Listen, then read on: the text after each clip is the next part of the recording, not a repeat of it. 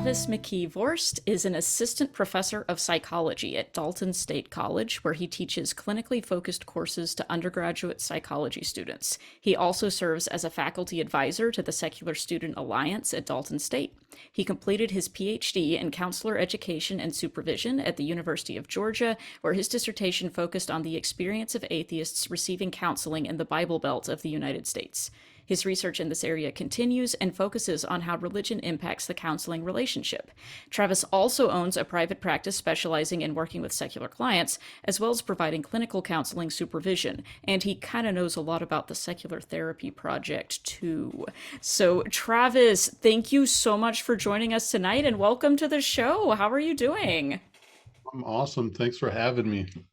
Wonderful. I am so excited that we get to have you. You did an amazing presentation at the excursion that we You just did. had. And as soon as it happened, I ran up to you afterwards and said that you'd have to do this for RfRx. And now we've twisted your arm and we've That's made you right. do it. That's And I'm right. so glad you're here.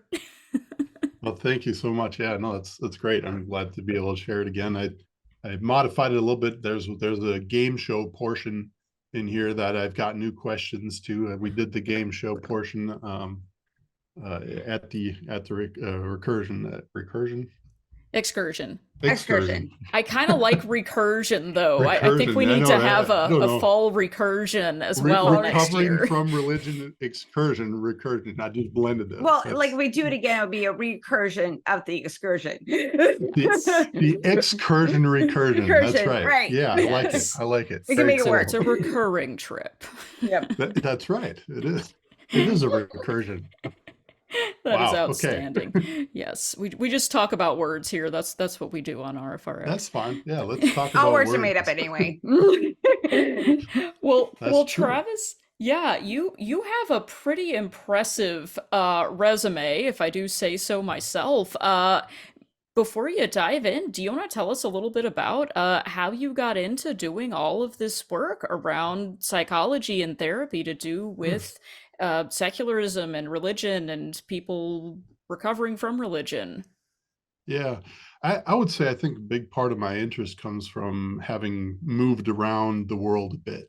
I was born in the US. I was born in Minnesota. I don't remember that like most of us, but when I was about 4 years old, I moved to Germany. My dad's side of the family is in Germany, and so we all packed up and went to Germany. I lived there until I was about 15. I went to a public school in Germany, which was Catholic. So they don't have the separation of church and government that we do here. So we had a public Catholic school that I attended through fourth grade, and my family on that side is Catholic, so I grew up Catholic.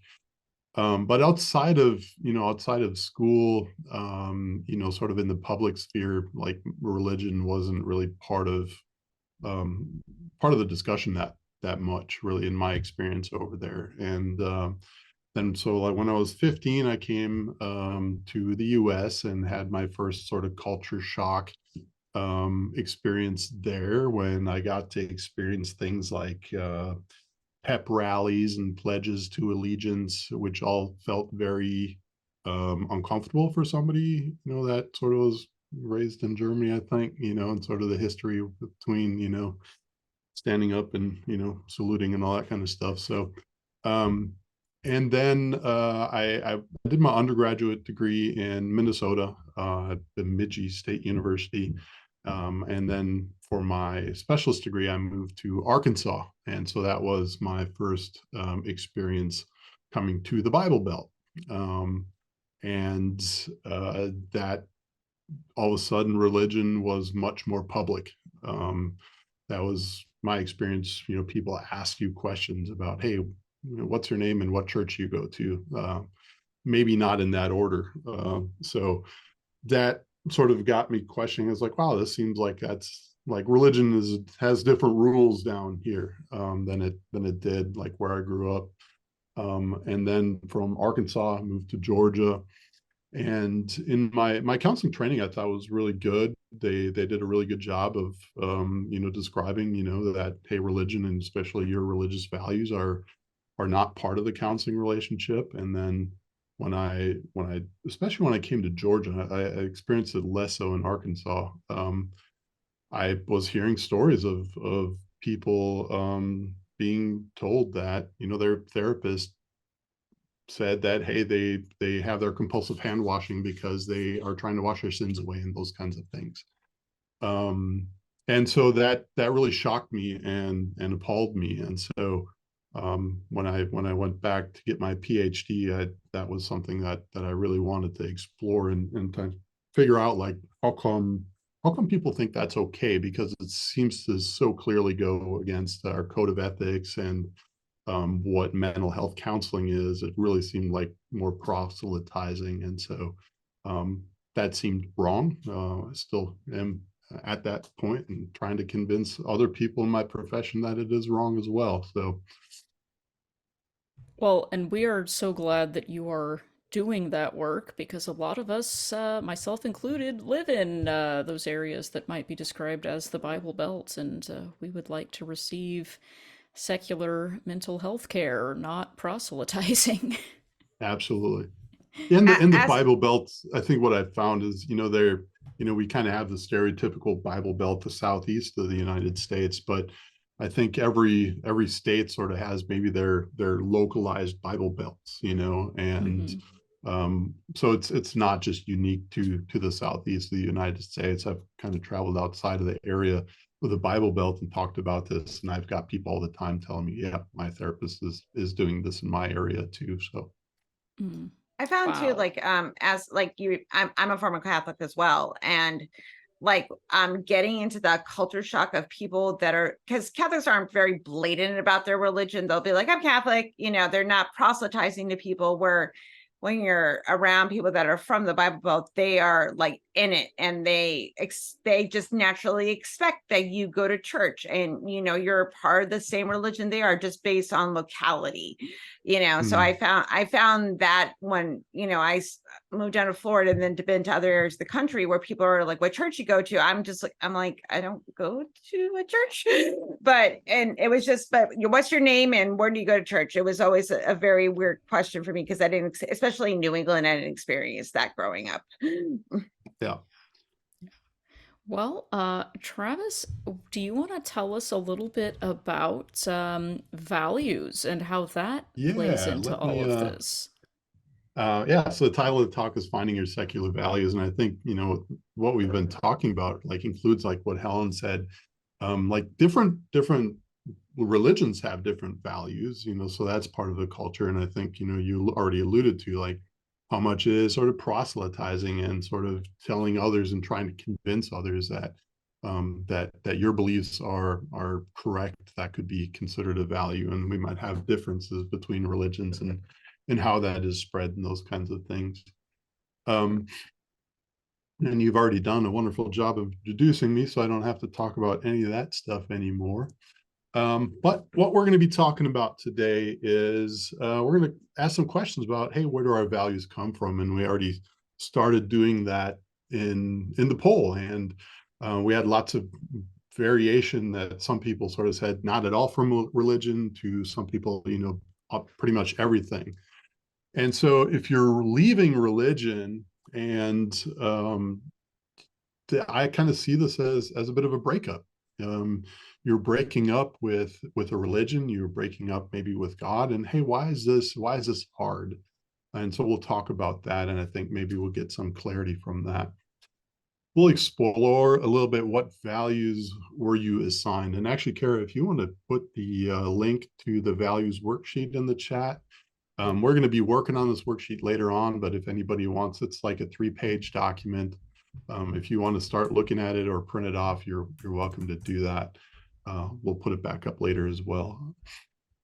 But what values were you assigned? So, when you're born, you don't really probably think a whole lot about your values, other than like, hey, put food in my belly, and I'm uncomfortable, those kinds of things, and you make it known when those values aren't being reflected in your life. But then later on, I think your parents pretty much sort of tell you, hey, this is what you should value, and you don't, again, have a lot of choice in that.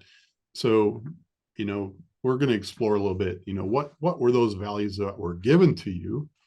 And once you do that, we can ask the question of, hey, what do I want to keep? What do I want to get rid of? Because maybe some of those values that were assigned to you, you actually agree with. Other ones you might say, like, I don't think I want those anymore. And when we can identify those, then we can maybe take a little bit more action on doing something about that. Once you have that values, those values that you want to keep, the ones that you want to maybe live out a little bit more, we can sort of explore what would it look like if those values are expressed? What would my life look like if I get rid of that value? Am I still acting on values that really aren't that important to me anymore? And this is something that maybe you can make some decisions about. And hold on, I'm going to open up my chat here. And if you have questions, feel free to throw them out, like if they're appropriate, like if I'm inspired or if Gary, you're inspired to answer them in the moment. I'm happy to do that as well. But so where do your values come from? We talked about some of these, the parents, the family traditions, perhaps. If we kind of zoom out a little bit more, you might have some of those cultural influences, societal norms. I kind of talked about moving around and experiencing different types of norms, and what are those values that are being expressed? What do we see in the media? What are sort of those roles of what you are supposed to be like, right? Given the specific identity that you hold, what are the role models that we see in those kinds of things?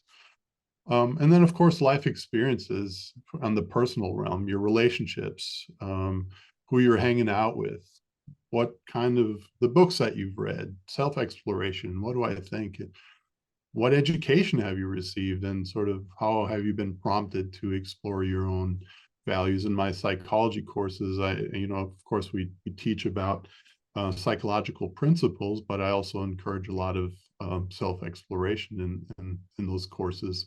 And then, of course, our peers and who we hang out with.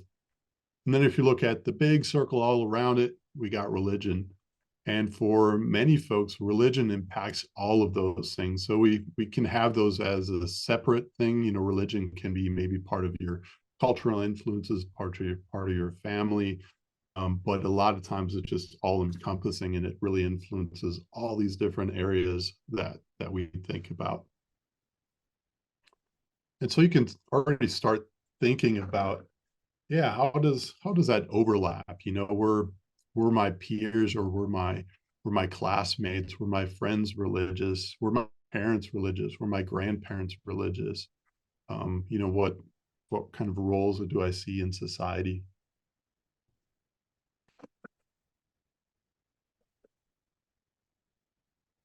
So when we're leaving religion, when you're sort of maybe depending on where you are in that process, it kind of starts with maybe sort of a little bit of doubt, and sort of like, just realizing that maybe that's an option.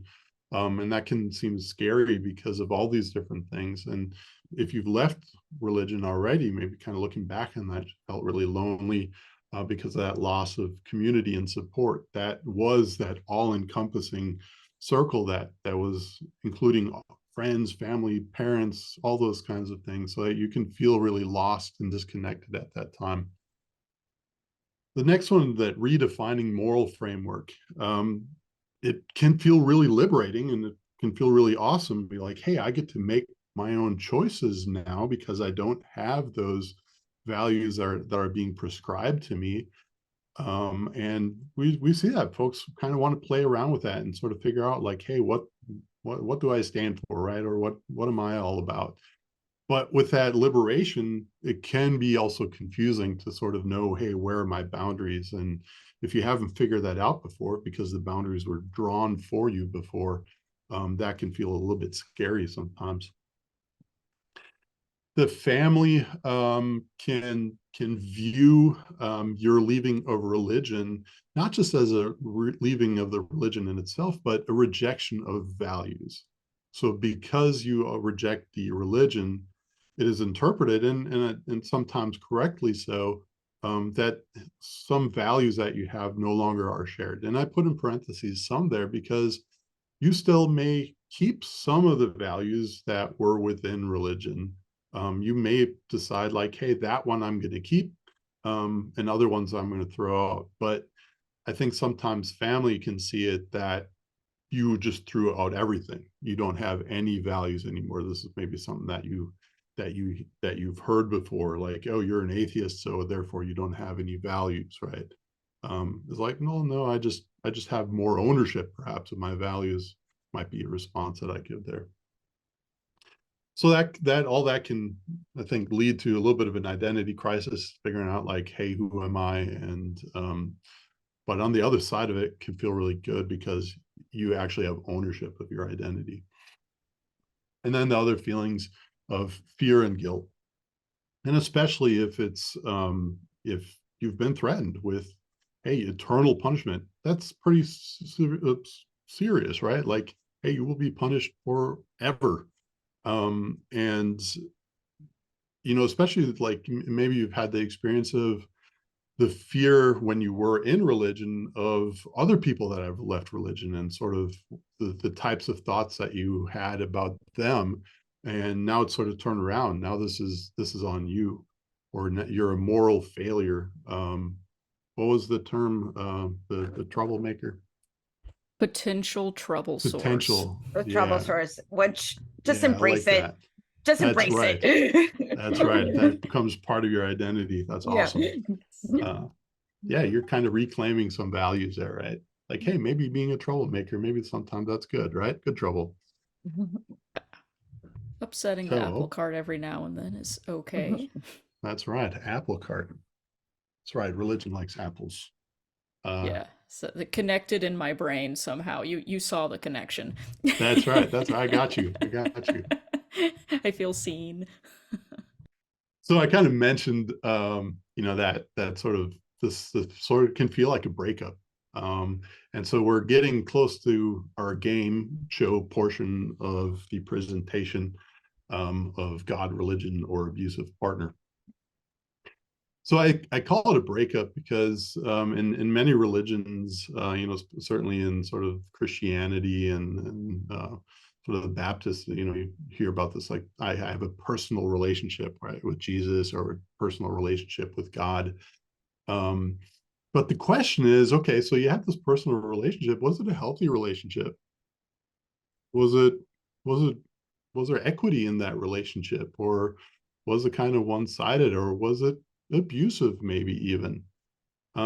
So I've got some statements up here that'll pop up, and you guys are welcome to comment in the chat box on whether you think this statement lines up mostly with either talking about a breakup with God, religion, or abusive partner. I found strength in leaving and realized I could stand on my own.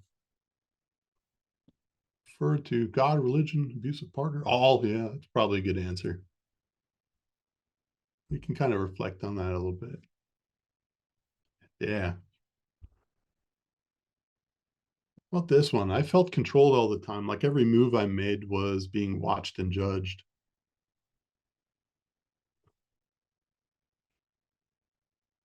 Yeah. Probably again, all of the above, right?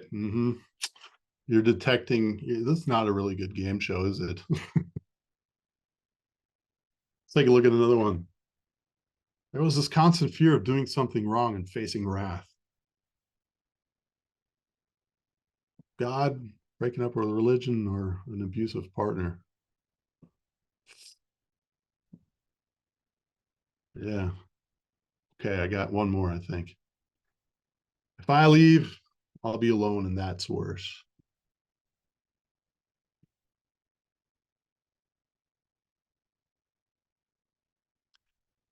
And this might be difficult to hear, but maybe it sort of explains some of those feelings that kind of came with that breakup. And so with that, I'll just kind of make some comparison here. This is the power and control wheel from the Duluth model of domestic violence, and this was developed by talking specifically with women that have left domestic violence situations, but I kind of modified it a little bit from the power and control wheel, if folks are familiar with that. But using coercion and threats is the first one. Fear of eternal punishment or divine retribution if certain rules or commandments aren't followed. So using coercion and threats is one way that control that religion or your relationship with God is used to establish control. Using intimidation, feeling intimidated by the omnipotence or wrath of God. He's going to get you, right? Using emotional abuse. You're not worthy. You kind of hear that as sort of a joking statement sometimes, right? I'm not worthy, or I'm inherently sinful. You're born sinful. So shame and guilt, all ways of increasing control and power. Using isolation, exclusive attachment to a specific religious community or interpretation, leading to isolation from differing views or outside support. You can't have any friends that are outside of the church, outside of the religion. And we see that same kind of behavior in domestic violence relationships. Minimizing, denying, blaming, minimizing concerns or doubts, denying personal feelings or blaming yourself for not having enough faith, denying reality altogether. Using children are utilized a lot in control. I was sitting on a bench watching my kids basketball game, and I was talking with another dad, and he told me that he was a new preacher in town, and so I didn't tell him that I was an atheist at that point, but I kind of asked him. I was like, so as a new preacher in town, like what's your number one goal here? What's sort of on your agenda? And he said, oh, the first thing we got to do is we got to have a children's ministry. When we get the children, then we can sort of spread the word effectively. So I thought that was honest and scary.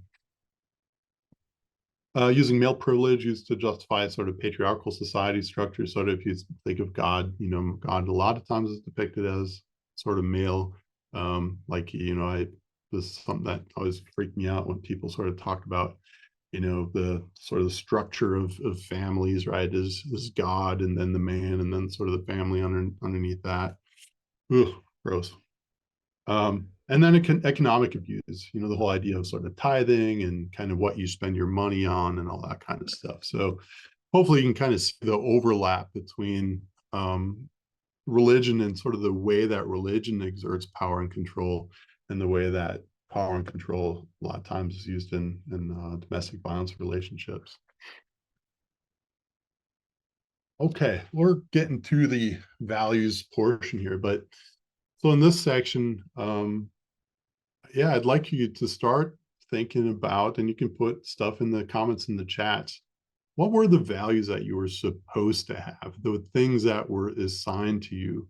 And maybe you can take just if you haven't printed out or if you haven't looked at the value sheet, you can just kind of write some notes down, but kind of just sit with that and think about what were the values that were assigned to you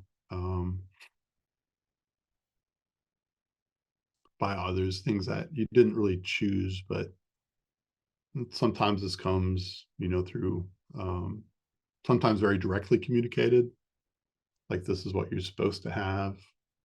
Sometimes it's just sort of like, kind of looks at you God if you didn't engage in the values. How were those values exemplified?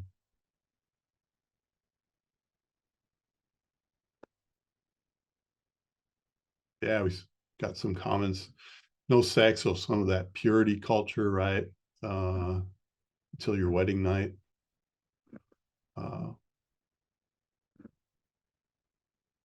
What other ones are we seeing?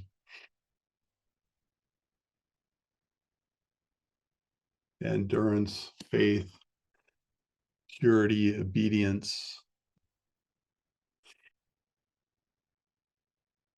duty to other people's priorities, right? So you kind of have to be selfless. And by other people, like who's other people? Probably the church a lot of times.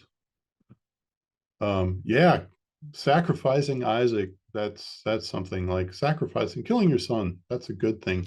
That's one of the cool things that religion can do. Is it can sort of take these really bad, abhorrent types of behaviors and kind of say those are good. Bad is good is one of the rules maybe in religion sometimes. Sounds like an Orwell novel. That's what I was thinking. I'm like, bondage Yeah. is freedom. Yeah. Two plus two is five, that kind of thing. Absolutely. We could have done an Orwell quote, I guess, or something. Yeah, respect. Yeah, respect. So yeah, why? I think. I had a relevant question. So why, to kind of touch on like domestic abuse, why do you think this might seem like an obvious question, but I'm curious about it. Within religion, they don't see those things as abusive. Where if a partner is beating on another partner, we recognize it as abusive. Like, what do you think is the cognitive dissonance that happens with people that are brought in faith, that they don't see the abuse the same way we would see abuse with other aspects of their lives? I think when you talk with folks, sometimes when they're in the abusive relationship, they will even sort of describe abusive behavior as loving behavior, right? He does it because he cares about me so much, and I'm using he because that tends to be the domestic abuser, but yeah. So when you're in it, it's hard to see it sometimes, and like now that you zoomed out, and it seems very obvious, right? That like, hey, this is a power control thing, but sort of it's reframed in different types of language. Is like, God loves you. That's why he has you kill your son. It's like, what the hell are you talking about? But right. But yeah, so if you kind of zoom out, and when you're outside of it, it might seem really really obvious. But when you're in it, it gets masked and hidden, and that's part of sort of that control, where like if you have any doubts about that, if you're not even allowed to raise that question. Like if you're like, hey, wait a second, what like, oh, you're bad for even questioning that. You just have to have faith, right? Yeah, it just strikes me how, religion has seemed like, above reproach, that it's a moral good. But if you frame it in a way of like an abusive relationship, you're like, whoa, wait a second, whoa, and you start looking at the forest from the trees of it, so I just, I kind of already knew this, but it's nice to get a little bit more context on like the framework of the mind plus the spiritual belief, kind of being pushed together. Yeah, and like Glenda said, jealousy is an indicator of love. I mean, that's something that, I mean, look at some of the 80s movies, especially. They're some of the worst things. Like if you look back at them, like, holy shit, really? Like, we thought that was romance. Yes. Yeah, and we saw that, and we were like, oh, that was cool at the time. It's like I don't want to watch anymore. Like old, like I liked some of these old movies, and now like, oh shit, I want to rewatch them. It's like, nope, this is a mistake. Don't do it. Don't do it Or maybe unless do. it's Die Hard. Or maybe Die do. Hard is a good 80s movie. Die Hard is still good. All right. Wasn't it like early 90s, like 89, 90? I think it was like 89, but okay, I'm still bringing it up because we're approaching the holidays, and we need to have that conversation about how that's the best Christmas movie. So just put that out there. I told you I would watch it, and I would give you my honest opinion, since I've never seen Die Hard, and I hope there's other people that haven't seen Die Hard, so I don't feel like I'm alone in this. Yes, we'll discuss that this more. We'll discuss this in the hangout. Yes, that could have been a poll question. That has been a poll question previously, and I bet we might see that again next month. Okay.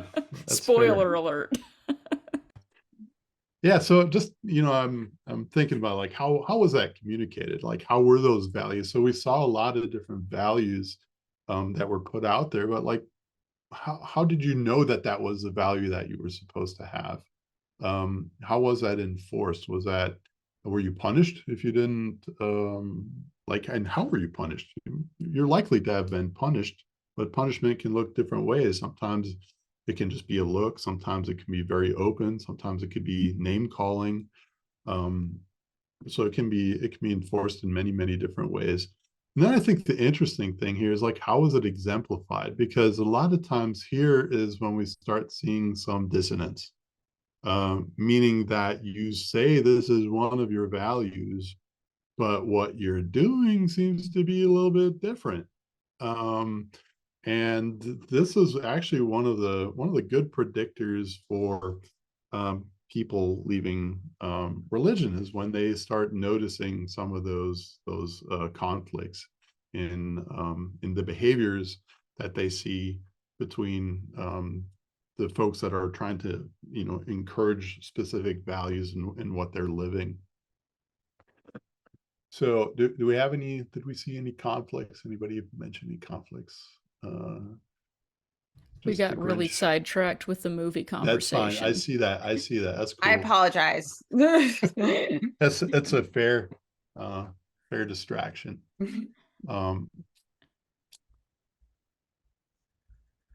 Muppets Christmas Carol. Okay, we are definitely still on the movies, on the Christmas movies. Yes. If you scroll up, if you scroll up, there are actually responses. Yes, we did get one.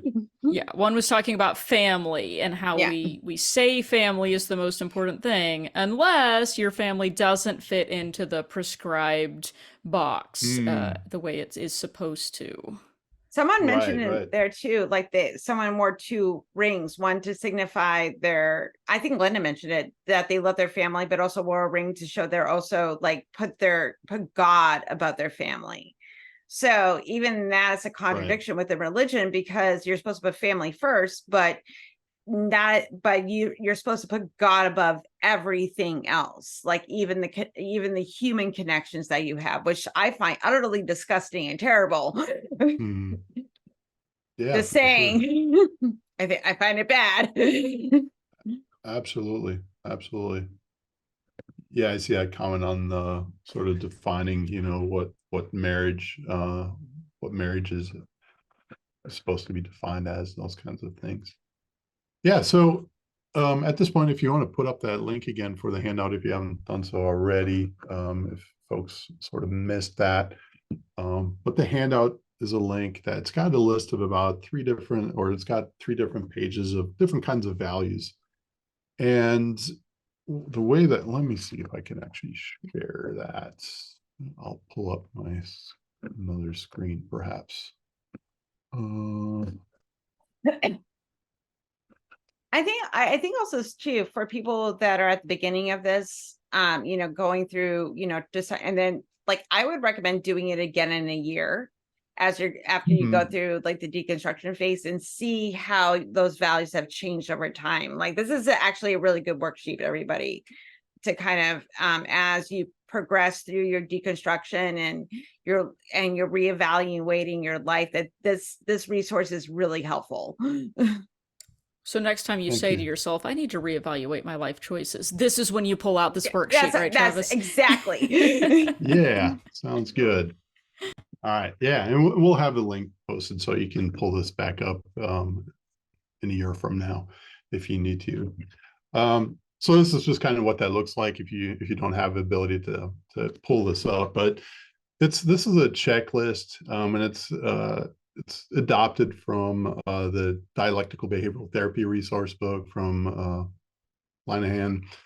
And you can kind of just go through this and answer those questions. What were the values that were you given? And I tell people to highlight maybe one of these. So the ones that were assigned to you, you can kind of go through and highlight those values. And just kind of go through it. And if you're not doing that, you can sort of just take a look at these values and think about them. Which were these values that I was told that I should have? I know when we were going through this at the excursion, something that surprised me was thinking about some of these values in these categories. When I went through and highlighted the ones that I had been taught were important, and then went through and checked the ones that felt important to me now, I realized that there were a couple of categories of values that I had not highlighted at all, not one single bit, and which meant I hadn't been taught that they were important. And yet I had checked every single box in that category as something that was actually important to me. And that was really a surprise for me to realize that there were these huge chunks of my life that were very meaningful to me that I was maybe feeling guilty about, or feeling like they weren't supposed to be that important to me because I hadn't learned that they were actual values. And it kind of brought home to me how much of a disconnect there was between what I had been taught and what were really meaningful big parts of my life in reality. Yeah, exactly. So when you go through that process of like highlighting all the ones that were prescribed to you, and then you check all the ones that you, when you think about it, and the ones sort of I use the term wise mind, which is another term from DBT, or dialectical behavior therapy, um, where you're sort of considering both the emotional aspect and sort of the rational aspect of that. Like, hey, what sort of feels like it is mine, but also, is that really mine? Like thinking from your prefrontal cortex there. Um, and then you can kind of take a look at those patterns. And whenever you have what, like Kara, what you described there, um, and it like feels wrong, that is maybe an explanation, like, hey, that's because I was not allowed to maybe even have that value. Because that can be another thing like that we haven't really talked about, but maybe a value was sort of said, you're not allowed to have that, right? Like you're prescribed some, but you're also proscribed certain values, like, maybe, or maybe like it's one of those values that, is very disconnected, or like equity, right? I think that's one of those values that, like, oh, we're pro equity, except for, you know, um, insert whatever other Yeah. value in here. So when there's a disconnect, that's like, hey, that is something that's important to me, but like the way that I apply it into my life is very different than sort of the way maybe that equity was defined when I was still in religion. Absolutely. Yeah, that was actually one of the ones that I was thinking of as well. Yeah, Wow. well, therapists are mind readers, so Yes, apparently. I'm feeling very seen. Y'all check out Secular Therapy Project. They're real good. Oh, I Thank I you. did want I did actually have a question about this. So like um so if you adopted a certain value from religion, like turning the other cheek, being kind to other humans, which is a good value to have, to be kind to people, um should people feel guilty about it as a value they learned through their religion and something they want to adopt? Because I have had conversations with people that struggle with this, because they're like, I'm trying to Mhm. reject religion, but this was a value that I was actually taught, and how to kind of come to settle with that and get to a place of comfort with making those decisions. Sure. Yeah, I think that's a great question. I think part of that process of leaving a religion is to kind of go through that list, and whether you have this list or people do this automatically, is like, hey, this was a value that I was told to have, and there's a bit of a process of figuring out, like, is that a value I still want to have? And part of that process of figuring that out is to sort of see, what does it feel like if I reject that value? And it may not feel good, right? It may sort of not like sit with you well. And then there's maybe a guilt of sort of reconnecting with that value. It's like, well, I meant to throw that out because it's supposed to be a religious value. Well, guess what? Religion doesn't get to like own these values, right? They don't belong to them. Because frankly, like, even if when they adopted them, they weren't good stewards of those values, because of a lot of those conflicts that we identified. um so yeah, you absolutely get to take those things back, and I think that's a really healthy thing to do. I think folks that are a little bit more along in the process, have reclaimed some of those values, like volunteerism, for example, like that. I think that's something that, a lot of religious folks like, hey, we're going on these mission trips, right? What was that term? Voluntourism, that kind of stuff. Yup. You kind of go out and feel better about yourself and you're not really actually helping anybody. Well, this kind of volunteerism, like volunteering for I'll plug y'all a little bit, is, we're actually, doing some helping. Is it something that you're doing for yourself too? Yeah, we're getting stuff out of it as well, else we wouldn't be doing it. But we're making real differences in people's lives, not, building, crummy houses that, we don't have any training in to do. So Yes, I'm so glad you brought that up. That was one of the things that kind of led me to realize something was amiss when we kept talking about in my church all of these acts of service and sacrifice and going on mission trips and how important that was, and we're, helping everyone and saving the world, and it's all these great things.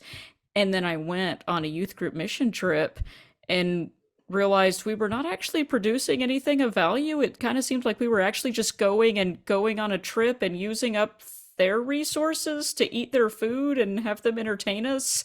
And yeah, I could not figure out why we were doing this. It just made zero sense. And I only later realized, oh, that's because we were saying that we were doing one thing, but that just isn't what was happening. right, And right. yeah, that was part of my journey of realizing this is perhaps not for me. Yeah, absolutely. Absolutely. Did I answer your question, Helen? I feel like I went all over the place there. Helen, did I answer your question? Yes, you did. Yeah, Yeah. actually you Okay. did. Because like this is like I know that I went through this struggle when I was, deconstructing, and I've heard it from other people in like support groups that this is Mhm. something they struggle with. We're finding like even though I was taught this in religion, I don't want to let go of it, and learning to be okay with embracing things that form your identity and who you want to be. And even if it was taught within religion, that doesn't necessarily mean it's wrong. You just have to have a different framework the way that you're looking at it. Yeah, Because if it's a humanistic value, even if we're taught by exactly. religion or not, it's still a good value to have, like Exactly. honesty. Yep. Yeah, but even that is something that, you kind of need to play around with.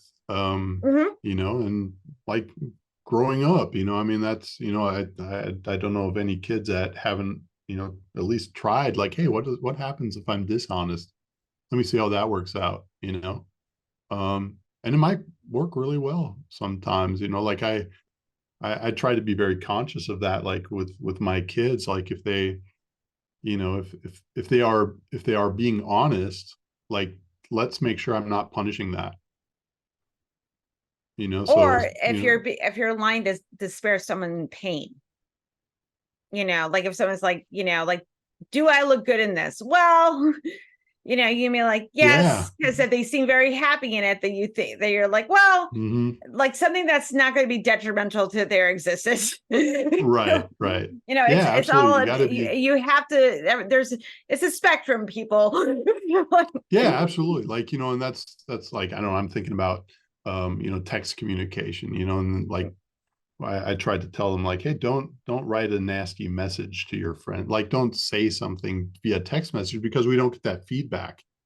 We can be honest without really seeing what the consequence of that is, like, so how do I frame a message, so that it's maybe both honest and also not hurtful, or sort of balancing those two things. um I so love that you said that, honest and also not hurtful, because I feel like that's another one of those things where maybe we have both of those values floating around at once, but we don't always put them together well, especially in some of the religious training that we receive. yeah, absolutely, yeah, very. So yeah, so if you're doing the sheet, and you can kind of see, like, how do these values fit together, and you can evaluate, and I kind of put that down there, as you can reevaluate this all the time, because you're going to find different conflicts that come about, like, hey, I want to be honest but I don't want to be hurtful. Well, that's one of those things that comes into conflict sometimes, and like, okay, how do I balance that? And then kind of go back to maybe I'm going to look at wise mind. How do I sort of make a decent decision to balance those kinds of values? And what is the wise mind exactly? Like, how do we Hmm. know if we're using our wise mind or something else? Yeah, and there's kind of different versions of it, but it's really about accessing a couple of different processes that are going on in your brain. A common one that I use is sort of the rational, your prefrontal cortex. So you're planning. When you're sort of thinking about like, hey, what's a smart thing to do? When you're thinking about what the outcome is going to be on me, that is using your rational part of your brain. And then we also have the emotional part of your brain, right? That just tells you to, just act on this impulse maybe that you have. It's very fast acting. And so you when it comes to a value, you might have that impulse to respond, that might be reflective of one set of your values, but then your rational part might, think about like, oh, that might actually hurt them. So that can be different parts of your brain. And I think it's important to slow down and think about both of those aspects, because we all know some people that are very rational in their approach to life. They think about like, well, what are the reasons behind this? And they may not be considering like how they feel about it. And so for that version, it's considering, how do I feel about something? With all of these values, you might have a different, like an emotional response to looking at those values. Um, or you might be looking at it from just a rational, oh, that's a smart thing to do. I want to live in a society where these types of things are there because it's a better society. That would be more of a rational type of thinking. Whereas an emotional, it's like, no, that I want to have a connection. I think a connection with people is much more, it could be rational too, but I think it's much more of sort of an emotional response. And so wise mind is just balancing those two things, as an example. Make sense? It would help Okay. if I unmuted myself. Yes, that does make sense. Okay. And I am saying again in the chat what I said at the excursion. You are explaining this so well, and we've now veered into talking about feelings. And wouldn't it be great if we had a follow-up episode where you tell us how to identify our feelings? Okay. Feelings. Sounds good. Is that something that you've noticed maybe that people also struggle with after certain kinds of religious training, not only having to reevaluate what their values are now and whether those are consistent with what they were taught, but also which of their feelings they've been taught are okay or not okay, and which ones they're allowed to have? Yes. I think feelings are something when we look at just like values that are ascribed or prescribed to people. You can sort of do an inventory of what feelings Hmm. were okay, in my family, sort of in my family of origin. What was I allowed to express? Hmm. What were other people allowed to express? And like, how did I deal with that? Sometimes like anger is something that may not have been allowed to be expressed Hmm. in your family of origin. For some people, that's the only, like, that was totally fine, right? Like we very quickly go to anger. We can't, if pride might be something that you weren't allowed to express. So Hmm. like, if you were proud of an accomplishment, or like, hey, look at this thing that I did, is like, well, Yeah. but you have to mute that. So Yeah. thinking about what were the feelings that I was allowed to have and to express, like maybe there were other people, maybe some people were allowed to express some feelings and others weren't, and kind of what were some of the differences there, and like how do I identify with that role now that I'm an adult. So just Hmm. like the values, I think we can do a bit of an inventory there. What feelings am I comfortable with? Hmm. Am I okay with being angry? can I be pissed off at somebody? Or do I kind of have to sort of just shut up and, try to turn that into something else? Right. And that could Mhm. impact our ability to identify the values that we're able to engage with too, right? If Hmm. we're not able to access some of those feelings, that might cut us off from pursuing things that we do in fact value because maybe we feel ashamed or guilty or like we're pursuing something that's bad or we're engaging with Hmm. something that we feel a certain kind of way about that we're not supposed to feel. Yeah, and you bring up a great point Okay, because like I just threw out there got it like, for hey, use that. your mind wise, check in with your Right. feelings. Well, you know, maybe there's a limited range of feelings that you sort of have access to. And it's something, but it's something that you can exercise and you can Mm. kind of grow and explore a little bit. And just like you do with the values. Nice. I love that. Thank you. And there are several people in the chat that are commenting on that as well. That's something they've experienced too, kind of in connection with values. Also, some feelings that they're not sure about whether they're okay or are Or allowed.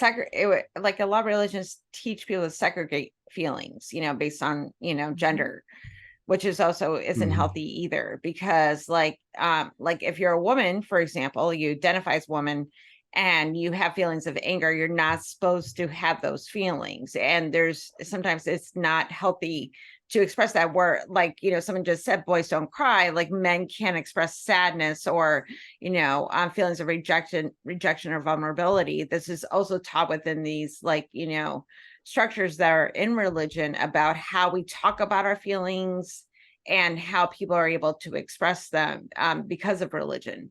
Like I get mad and I'm getting better with my anger, but it's still something I struggle with because for so long I was told that, oh, you're not allowed to get angry, or you have to express it in a certain way. And even though I've gotten better, it's still one of those things that it's in the back of, those neurons have been connected, and it's something in the back of my brain that's just like, you're not doing this correctly, Helen. And I'm like, but I'm just having an emotion. you Yeah. know So earlier I talked about sort of the one of these religious rules of bad is good, and we kind of look at sort of some really bad behaviors that are seen as positive. But we also have like good is good or positive is positive, in that like, hey, I have to be happy all the time, right? Like it's like, oh, everything, life is wonderful. And that is like overvalued. We have to push down reality because everything is just great because I'm religious. Uh, Yes, you you know, have the I joy of the Lord. You can't be sad at the same yeah, time. yep, yeah, and so that's like I'm allowed a very small range of emotions, and they have to be positive. Mhm. That's sort of another mode of religion. Sometimes bad is good sort of comes about like when you hear the sort of the testimonies, right? Like, I used to be down and sad and awful, and then I found God, and now everything is wonderful. So even sort of like that bad stuff kind of gets flipped sometimes. Um, Mhm. Oh, that's a really interesting point. Yeah. Well, this has been really enlightening again, even though this is the second time I've heard this talk in a short period of time. I am again thinking about a lot of things and thinking again about my values. I love that you have provided us with this worksheet, and we're yeah, getting a lot of questions and comments as well that I'd love for us to address. But before yeah. we go to that, do you want to share anything else or leave us with any thoughts before we go to Q&A? No, I think I addressed most of those things. I think that on the last slide, I just sort of had that reevaluate. And I think that's something that it's an ongoing process. If you do this worksheet, today, like some of you said already, like if you do it in another year from now, things probably have changed. And Hmm. boy, Mhm. that's one of the awesome things about being secular is that you're not being confined by like, oh, these are your values and that's what they have to be until you die, or maybe eternity, even longer. You get to reevaluate and kind of say like, hey, you know what, this isn't really working for me. And I might want to readjust it. And I guess the other thing was looking at when you do the check marks. I like to do an exercise where we talk about like how are my in what way am I living these values? Ooh. So if you have a box next to a value, but you don't have an opportunity to express that value, that's sort of an opportunity to make a change in your life. Or the flip side of that, you can sort of do an inventory of all the things that you're doing and look at like how does that line up with my values? And if you're doing something that doesn't line up with any of your values, well, you might have something to consider then. It's like, hey, that might be a good thing that you can cut out of your life. Like, hey, I'm not getting anything out of that. Ooh, I like that a lot. Me too. Um, Quickly So downloads the I am worksheet again and starts yeah. over. I am going to say though, before we move into Q&A, since Travis is the head of the Secular Therapy Project, I would like Travis to explain a little bit more about the Secular Therapy Project and why it's different than other forms of people looking for therapy and why it might be a good resource. We plug it every week, but since we have the leader, he can give us more of that inside look behind the scenes shit. Yeah. The behind the scenes shit. That was hard. Is our vetting team. Like our vetting, we've got therapists that are absolutely passionate about making sure that the therapists that get listed on our site for one are secular. Well, how do they do that? They ask them like, hey, are you secular? But on top of that, they have to show some evidence of it because guess what? We like evidence-based stuff. And so they might say like, hey, I'm part of this group, or I've been involved in RfR for some time, and they will check on that. We've got some awesome social media stalkers in the group, some of it, and they look at stuff, and if they are saying that they're secular, but on their resume that they dug up on some website, it shows that they lead their youth group twice a week. Guess what? They're going to get we've got a troll stomper in our crew as well. And so they make sure that they're non-religious. And so even folks that sort of say like, well, I'm religious, but I don't include it in my therapy, we just have found that religious folks really can't do that. They might be able to hold it together for a couple of sessions, and that almost makes it worse because it's sort of you've gotten to the point maybe where we've built some trust, and then like session 4 or 5, like they drop some pamphlet or some Bible quote that they ought to consider, and just completely ruin the relationship. So we make sure that they're non-religious. We also make sure that they're using evidence-based stuff. Are they using treatments that have found through research to be effective? So if they mention that they do Reiki or use crystals and all that kind of stuff, to absorb the evil spirits from your mind, they are not allowed to be listed on our site. So evidence-based, they are secular. And if we get any kind of indication, even after the fact, that they're not, they get kicked out. And we don't really have that because our vetting team is awesome. Excellent. And while we're on the topic, Travis, where can people find you if they want to connect with you online or find more resources? Sure. Well, my practice is thislifecounseling.com. If they want to find me there, but if you got kind of have a secular therapy project question, you can certainly send me an email, travis@seculartherapy.org. If you want to attend one of my classes, you'll have to register at Dalton State College. You're welcome to do that. It's a bit of a drive probably for most people. And you get to experience a college class in the Bible Belt. Ooh, I'm okay. teaching the psychology of religion in the spring. So What? Can anyone sign up? Can I take your class? How do I get Right? into Yeah, this? it's an in-person class, so You and we know, meet don't twice a tempt Can't week. me. you do So it like online for us that love you and want to take the class? You just do we can do some live streaming. Maybe in the live future streaming, sometime yeah. we'll be yeah. Could we have an RfRx episode that's maybe like one of the lectures? We can look at that. We can look at that. Yeah, Okay, we'll you're we'll gonna be pick I'm, one I'm out. hearing from volunteering you, me. Travis. You're gonna do an RfRx talk. My Sounds people are gonna good. contact your people, by which I All mean right. Helen is gonna tell you you're doing it. Yeah, you're doing it. I'm volunteering you. Very I good. love it. I Never, love it. never tell me you're doing something cool, and then I'm not gonna tell you that you're. I'm not going to tell you you're not doing RfRx. I'm like, you're going to do an RfRx, right? Because you Gotcha, love us, gotcha. right, Travis? I That was a do love lot you of double guys. negatives. I'm not sure if I followed, but I think it means Travis is coming back. Yes, I'm Sounds volunteering. good. Sounds good. I love it. Let's go to Q&A, folks. What do you say? All right. Do it.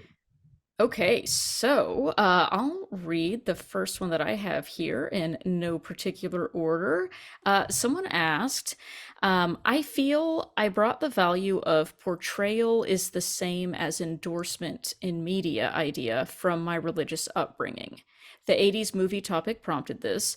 How do we cultivate a calmer, critical mind surrounding triggering or inappropriate portrayals? So the maybe the shortened version is the connection between portrayals on like in media and what was the other part? Yes, I think it was asking like about portrayal in media necessarily Hmm. being connected with endorsing a particular thing in media, and maybe is there a disconnect happening there when it comes to our values, where we're triggered or made uncomfortable by certain portrayals in media that perhaps do or do not align with our values? Yeah, I think the way that I'm understanding the question is the relationship, I guess, between a portrayal and a value, and I think the way that we portray certain characters in media is reflective of values that we have about it. Like, how, in what way are they portrayed? Is it an honest or an authentic portrayal, or are we sort of making light of it? Are we how are individuals being portrayed? Are they sort of typecast in a very specific role? Because that is stuff that people can internalize, right? Like, if the way that my identity is shown in media is sort of a representation of the way that I am supposed to be. And if I don't fit that role, it can be very disconfirming, I think, to our own values. So, yeah. Mm-hmm.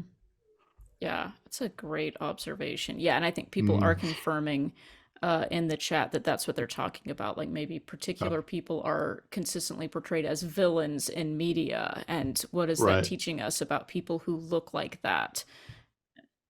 Yeah, and I think villains are easy to sort of I think typecast as like, hey, they're putting me in a box, but it doesn't just have to be villains. Even sort of portraying somebody as like, oh, they are always the good people.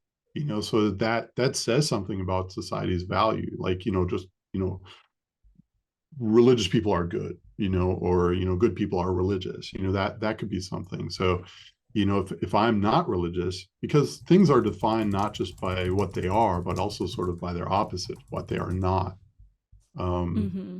and Hmm. so it has an impact, whether we're talking about a portrayal as something that is seen as negative or positive, I think. Excellent point. Excellent point. Okay, Helen, what other questions do we have? Let me get to the sheet so I can actually read a question. So here I am. Let me ask a question. Okay. How can you distinguish an internal value from a value that might have been just prescribed by a secondary source? Like from a parent who happens to teach one particular value as an exception to the church's mostly true norms. How do you, as an adult, know if you're just mirroring an alternative norm? That was a very I detailed question. yeah, I think that's a difficult process, and that's, I think, by looking at the values, and once you identify that, hey, this was something that was assigned to me, um, and is a good starting point. Like, hey, this was something that I was supposed to have. So maybe I just adopted it, but I didn't really think about it at the time that I adopted it. I just sort of took it on. And then considering, okay, do I still have that value now? That's why, I mentioned the wise mind. What does it feel like? How do I feel when I'm engaging in something that is reflective of this value? So if I'm doing that task that sort of aligns with that value, checking in with, do I feel good about that, or do I have any kind of discomfort there? Is there some kind of a rub, that I'm experiencing? um and then you can kind of dig deeper if there is.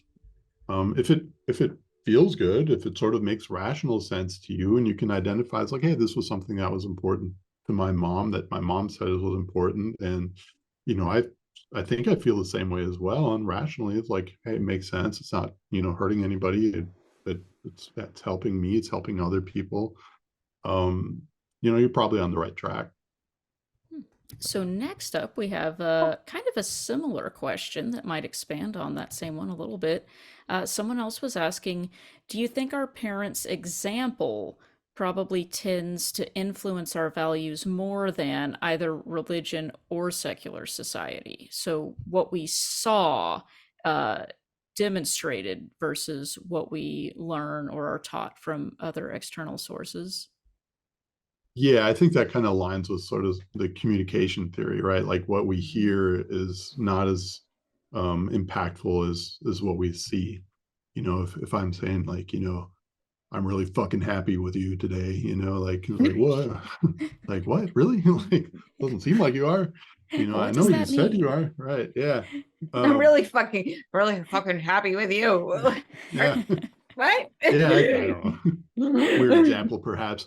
Uh, but yeah, when we see dissonance between what parents say the values are and then what they exemplify, um yeah, you're right, we tend to go with what they exemplify more, as what is at least as expressive of their values. But when there's dissonance between what they say and what they do, um that lends people to be much more critical about it. So I mean, it's a good thing, for our cause in some ways. When we have parents that, say, like, oh, religion is good and we're kind, and we're all about equity, and then they see discrimination that their parents are engaged in, Mhm. that leads people to sort of think, like, wait a second, we got to look at that one again, because what you're saying and what you're doing is different. It sort of prompts some of that thinking a little bit more. And then if we can give them good tools on how to think about it, um, Mhm. then we're cooking. Excellent point. Yeah, I know that's something we hear a Mhm. lot from many of our members of the LGBTQ plus community who have come out of Mm-hmm. religious families, and we're learning or we're hearing things like love is so important and God is love and I'm going to love you by treating you like you are trash and not respecting you or giving you any kind of dignity as a human being. And that really doesn't match up for a lot of people. Or gatekeeping, like, Mhm. oh, what, I get to have a lifelong partner or partners, and have that love in my life, but you don't get to have it because you like someone with the same genitals, so you can't have the same kind of love and intimacy that's like Mhm. cis het normative people get to have, which Mhm. is gross and a terrible message and contradicts everything that you say, because that's on love. Yeah. Yeah, really interesting. Okay, well, I think we have one more question. Actually, I'm going to respond to somebody that wants to add Sure. on to the conversation we were having before about the view of religious people being automatically good. I still have this bias despite knowing better. and they want to hear a little bit more comment on that. So I just want to follow that up before we go to the last question and then wrap up. Yeah, no, I think that point of sort of that the portrayal in the media, you know, if you can just gain awareness, that's sort of the first step. If you can identify it, if you can name it, it's like, oh, that just happened, right? Like, hey, that person made a comment, you know, that sort of reflects this idea that you have to be religious to be good, or of course you're religious because you are good. Like if you can label it, if you can have some awareness around it, then you can start unpacking that. Like just getting into practice. Like we have these automatic thoughts that pop into our heads. That's one of those automatic thoughts that has been pounded into your head, you know, over a really, really long time. You know, I've got a 8-year-old that in school has a friend that's religious that came up to my partner and said, hey, you have to tell your daughter that she has to believe in God because else she's going to go to hell. Like, you know, so from that age on, and like, so, you know, that sucks for my daughter, you know, for one, like that her friend thinks about that. But I really started thinking about like, how does that impact this little girl that really holds that belief that, and I think is reflective, like, you know, in order for you to, you know, to go to heaven, you know, to have, you know, not avoid hell, you have to believe. And so, you know, that's like a lot of stuff in there that she's going to have to unpack at some point in her life, you know, that these people that I care about, according to my religious beliefs, are going to go to hell. That's awful. That's a really shitty way to like to experience life, I think. Yeah, that's pretty scary. Can confirm. Oof. Yeah. Yeah, I hope that she's able to later unpack that. And as someone just So, said, properly label the baggage so that it can be unpacked in an orderly way. yep. Yeah, exactly. Like, oh, that just happened, you know. You know, I was I, sort of somebody just assumed maybe like, oh, you seem like a nice guy, you must be religious or something like that.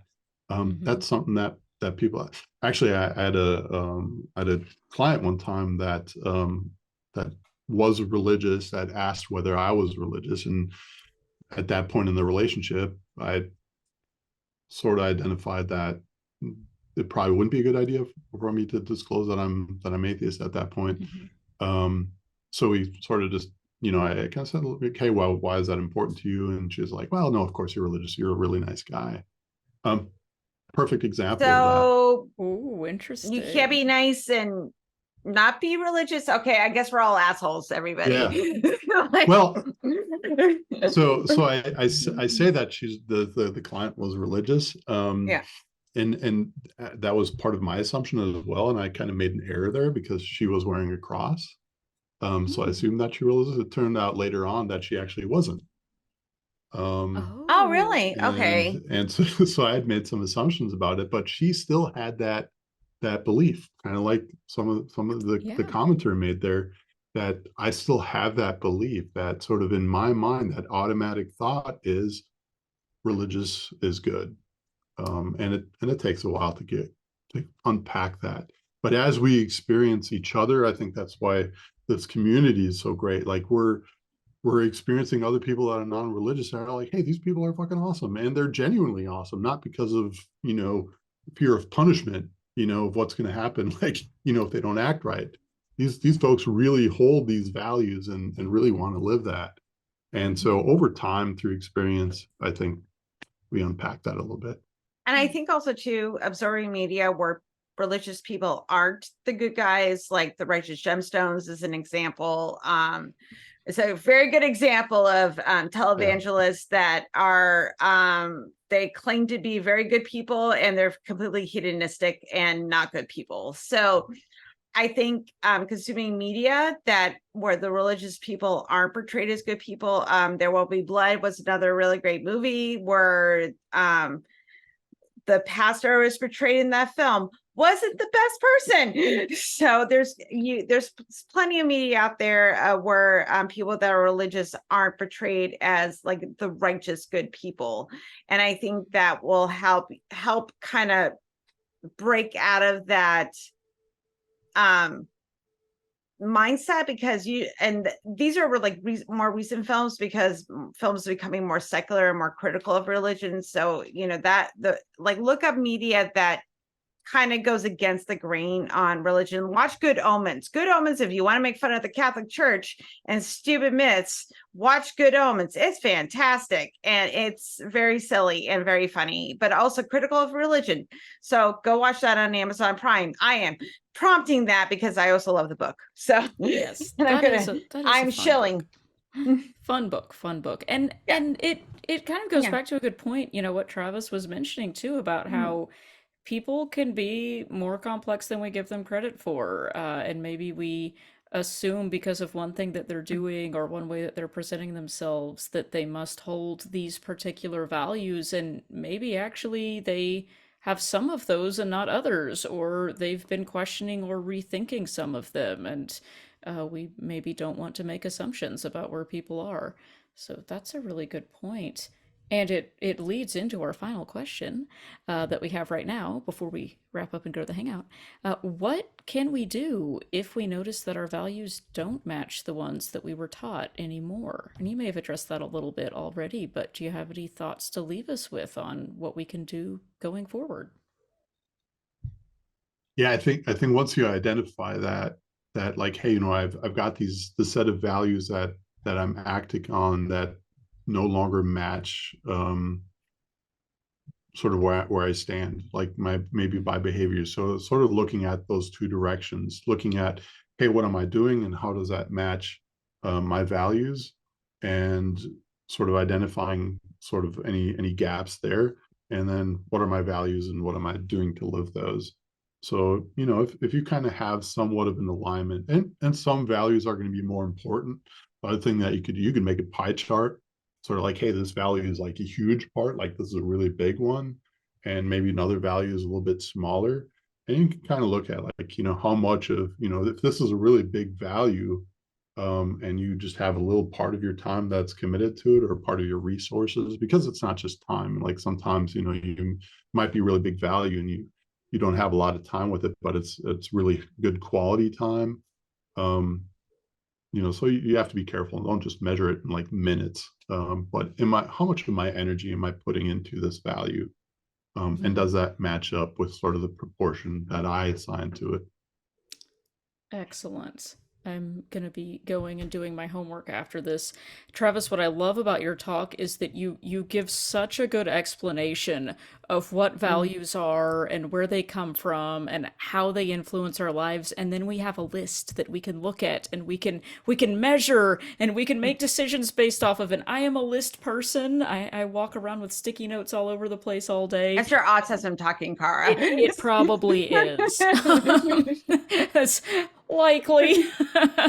But I love that. That's really helpful for me to be able to kind of grab onto something that I can look at and I can use to actually think through some of these things that may have been rattling around in my head for years as I deconstructed and after I deconstructed, and be able to see how can I actually live my life in an intentional way that recognizes and embodies and celebrates these values that I've had that I maybe haven't given myself permission previously to really center. And I think this is great. I hope it helps other people, because it's helped me twice now. All right, thank you.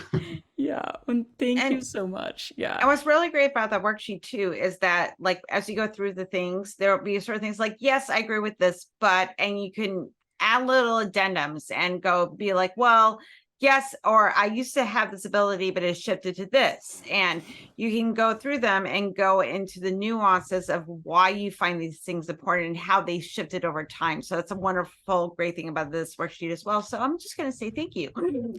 Yeah, you're welcome. Yeah. And Travis, I know we're getting close to your bedtime, but as we Yeah. wrap up and move into the hangout, are you gonna be able to stick around for any further conversation? Yeah, I'll stick around for a little bit.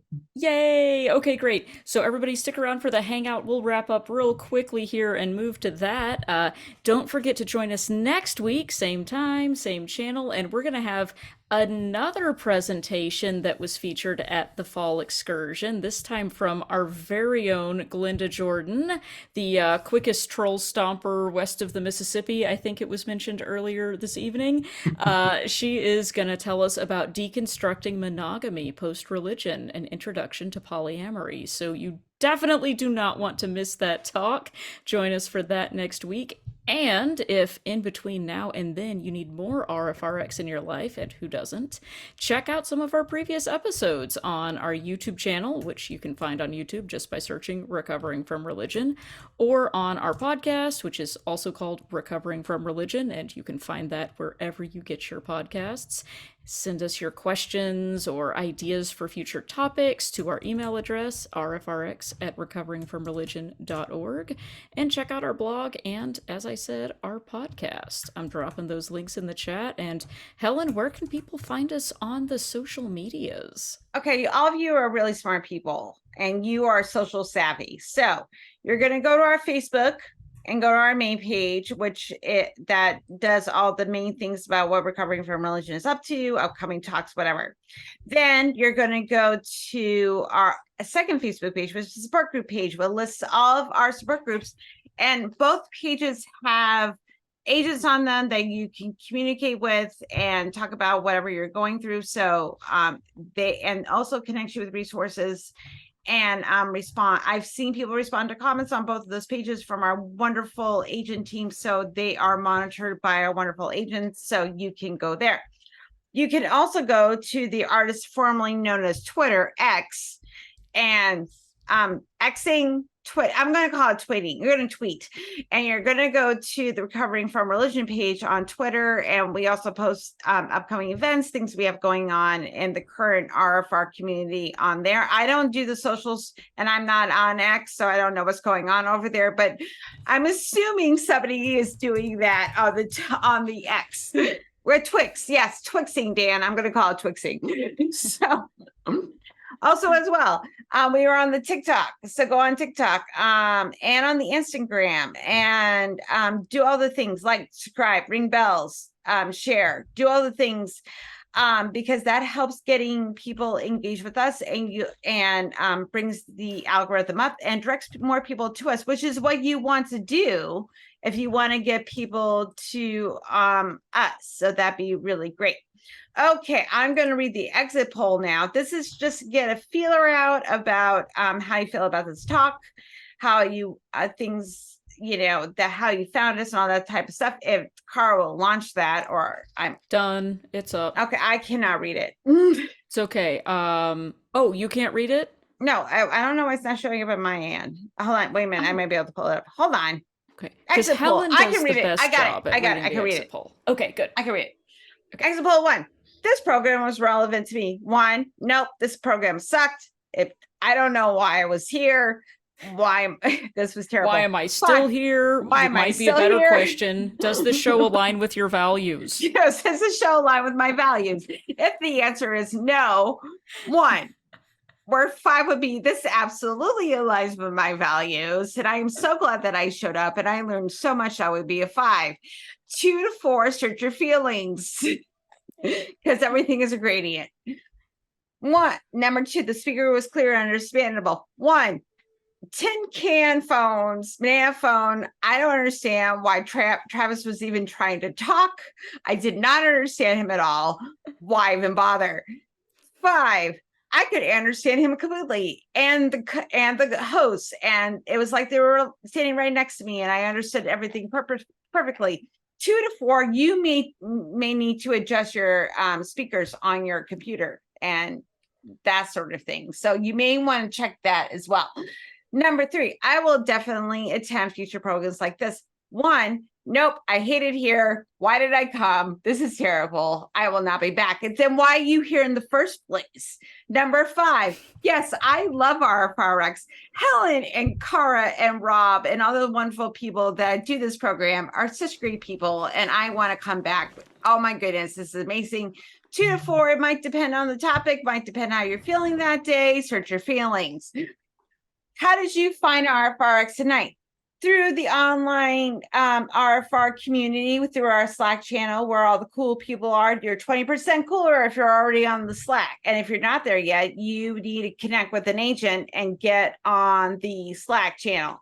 Through our meetup events, through Facebook, ours formerly known as Twitter, which is X now, and on the Instagram, through the Discord, through the RFR website, and other, I'm assuming somebody sent you smoke signals and you decided to come join us tonight, or it was downloaded into your brain by an alien. I am not sure, but that's how it happened. So, but I'm glad that you're here, and thank you for attending this evening. We love having you here, and we would love to have you back. Now I'm going to introduce our wonderful executive director, Gayle Jordan, who is a rock star, and we love her to death. And she's going to close this out for the night. So go ahead, Gayle. Thank you, Helen. Thank you, everybody, for being here. Travis, that was just incredible. This week, it's funny. This week we had a conversation. The Slack community, which is the online community, which you can all be a part of if you'll come in through a chat or a phone call and participate in conversations. But this was in both in the online community and among our volunteers. We had a conversation about so many of us when we left religion. I knew what an atheist was. I knew that. I wasn't excited about becoming one, but I knew as I was discarding my beliefs one after another, that's what I was becoming. But I had no idea what the word humanist meant. I had never heard it. I didn't know what it meant. And in the beginning, the first several years after I accepted that I was an atheist, then I got empowered to be an atheist because it was badass and I made everybody mad by being an atheist. It was awesome. I went through that for a while, and that was my identity, and it was genuine because I was angry about all the beliefs. I was angry about all the oppression. I was angry on behalf of so many people anyway. So that's fine. When I came on to Recovering from Religion as the executive director in 2016, I began to lean a little bit more into my humanist side. And I have come to the conclusion, because our society needs the principles of humanism, that's the more important piece of the equation. Now, I still have the expression, a burr under my saddle about religious people, progressive, lovely, humanist religious people, because it's so important to me to have evidence for your beliefs. And I don't like that. I don't care how lovely they are, but I have learned I have to get over myself and embrace those folks into our community of humanism, because it's so much more important to be kind and thoughtful and good and welcoming and all those things that it's been an adjustment for me. I still like being on this side of it. And I minimize my atheism piece because of the significance of recovering from religion. It's so scary. The word is so scary for people, and we don't want to be scary. We want to be a place where they can come in.